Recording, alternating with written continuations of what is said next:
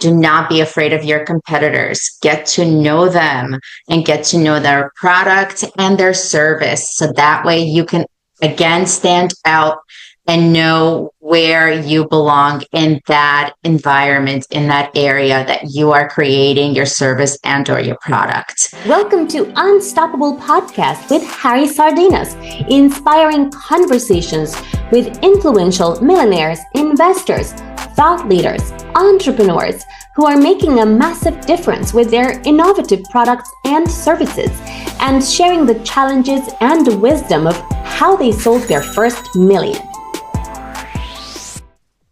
How would you like to achieve your first million? And today we have the author of the Anger Management One-on-One Workbook and the founder of Psychotherapy practice for the past 20 years, Kelly Gorsky, LMHC. So Kelly, tell us, what are the 5 steps? What are the secrets to make the first million in business?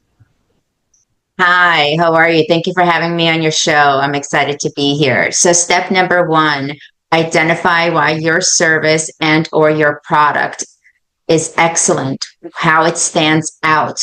What is so special about your product that it clearly identifies its uniqueness and identity. Number 2, make sure you have a financial plan as well as a strategized plan. So that way you can go step by step and measure your results. Number 3, do not be afraid of your competitors. Get to know them and get to know their product and their service. So that way you can, again, stand out and know where you belong in that environment, in that area that you are creating your service and or your product. Number 3,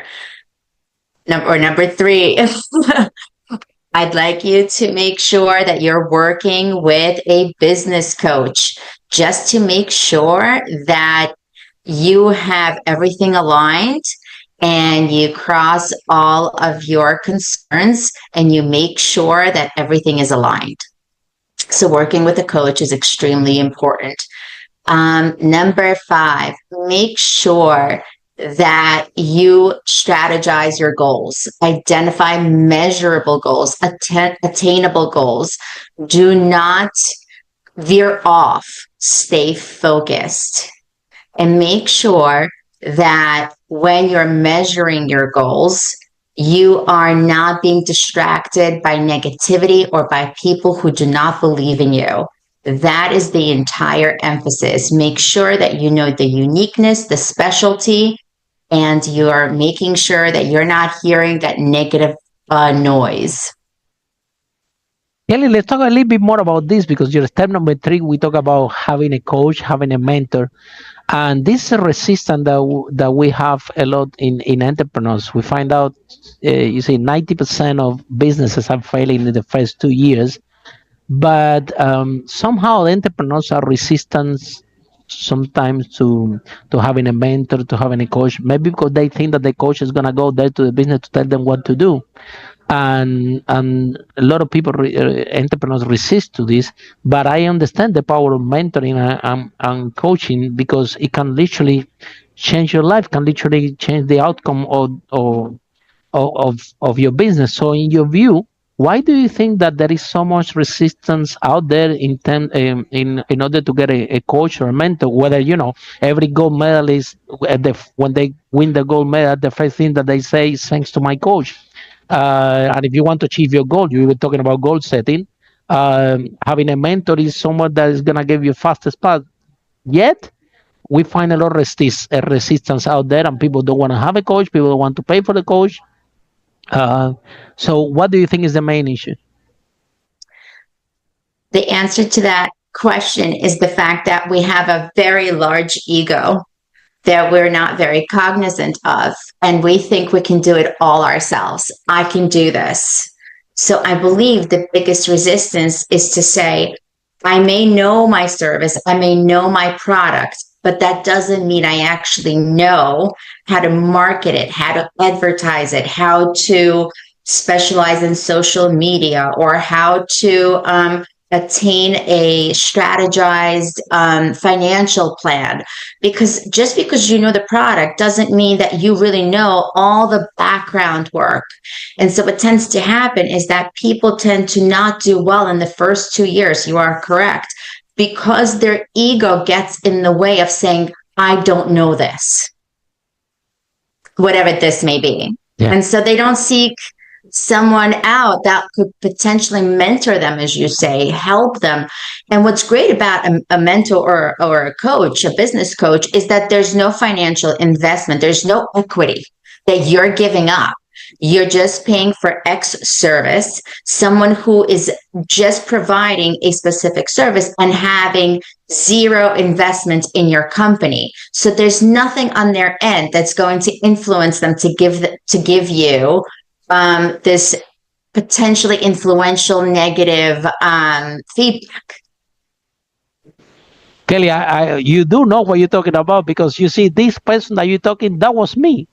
That was exactly me when the first 2 years of my business. Oh my God, you see, I started to have this business, it was a property business. I wanted to sell over 5 million, and then I'm making money, right?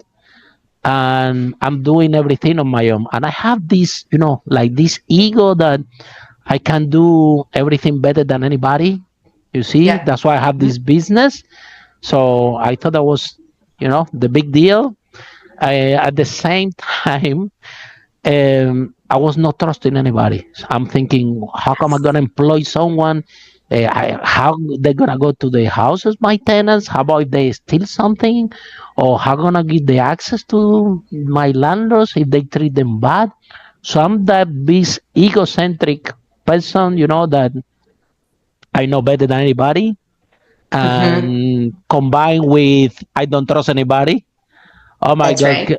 Oh, Kelly, after 2 years, I was tired. I was so exhausted.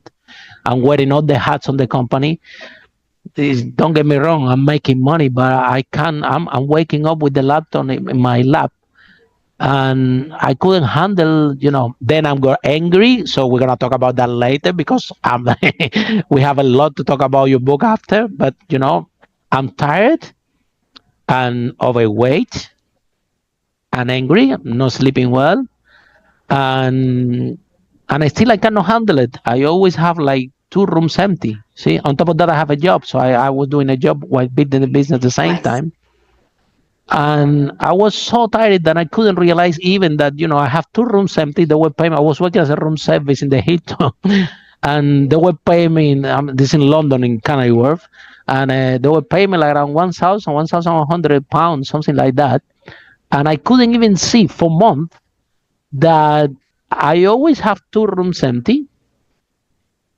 And guess what? If I rent these 2 rooms, which is gonna take me 1 day to do it, I'll make the same 1,000. So I was for months without realizing, trapped in this fright race, in this ego, in this kind of thing. And I think out of necessity, honestly, I wish that I have a coach and a mentor like you back then. I didn't even know what that was. But the out of necessity, out of tiredness, out of one day I took off and I realized what I'm doing in this job. I can't make the same money just in 1 day.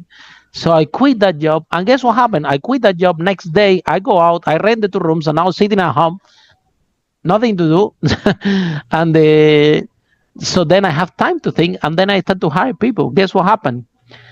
Every single person that I had to work with me, they were better than me at everything.